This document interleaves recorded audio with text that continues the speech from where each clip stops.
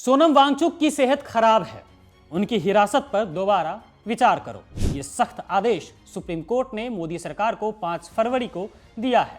जिस एक्टिविस्ट और साइंटिस्ट को मोदी सरकार ने एनएसए लगाकर जोधपुर जेल की काल कोठरी में डाल दिया, आज अदालत ने उसकी जान और हक पर गहरी चिंता जताई है। आखिर मोदी सरकार को वांगचुक से इतनी चिढ़न क्यों है? क्योंकि उन्होंने लद्दाख में चीन की घुसपैठ का सच पूरी दुनिया को दिखा दिया। उन्होंने आईना दिखाया कि कैसे हमारी जमीन छीनी जा रही है और यही सच सरकार को चुभ गया।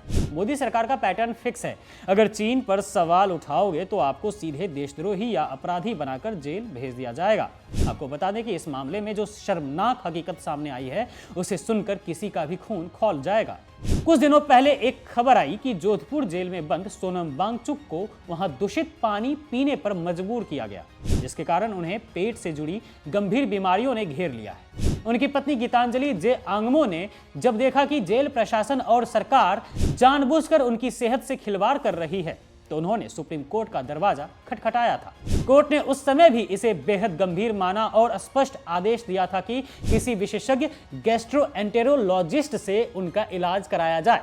सवाल यह है कि क्या एक राष्ट्रीय स्तर के एक्टिविस्ट को जेल में जहर जैसा पानी पिलाना ही मोदी सरकार का न्याय है? क्या उन्हें बीमार करके खामोश करने की साजिश रची जा रही है हमेशा के लिए?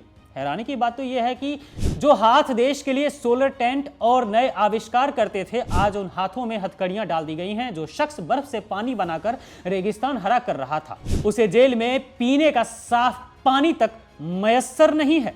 यह कैसी विडंबना है कि लद्दाख की प्यास बुझाने वाले को खुद प्यासा और बीमार रखा जा रहा है। क्या यह सत्ता का अहंकार नहीं है जो एक वैज्ञानिक को अपराधियों की श्रेणी में खड़ा कर चुका है, सिर्फ इसलिए क्योंकि उन्होंने अमृतकाल के दावों के बीच लद्दाख की सूखी हकीकत बयान कर दी थी?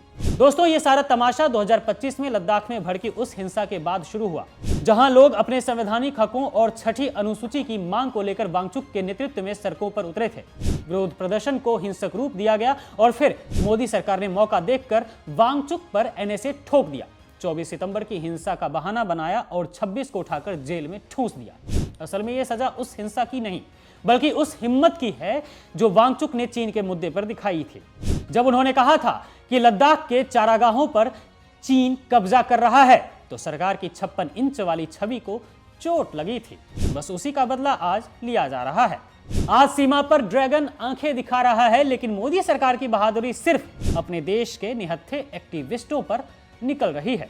अगर वांगचुक गलत थे तो सरकार ने चीन की घुसपैठ पर दूध का दूध और पानी का पानी क्यों नहीं किया? क्यों सच बोलने वाली जुबान पर ताला लगाने के लिए एनएसए जैसे कानून का सहारा लिया गया? क्या अब देशभक्ति की नई परिभाषा यह है कि मोदी सरकार की हर नाकामी पर पर्दा डाल दिया जाए और जो पर्दा उठाने की कोशिश करे उसका गला घोंट दिया जाए? वांगचुक ने लद्दाख को बचाने की शपथ ली थी और सरकार ने उन्हें खामोश करने की। सुप्रीम कोर्ट ने तो मोदी सरकार को आईना दिखा दिया है। अब देश की जनता को तय करना है कि असली देशभक्त कौन है, वो जो इजराइल में नाचने में मशगूल रहते हैं या वो जो अपने देश की मिट्टी और सीमाओं के लिए जेल की कालकोठरी में तिल तिल कर मर रहा है। इजराइल में नाचने वाला मुद्दा एप्स्टीन फाइल से उठा था।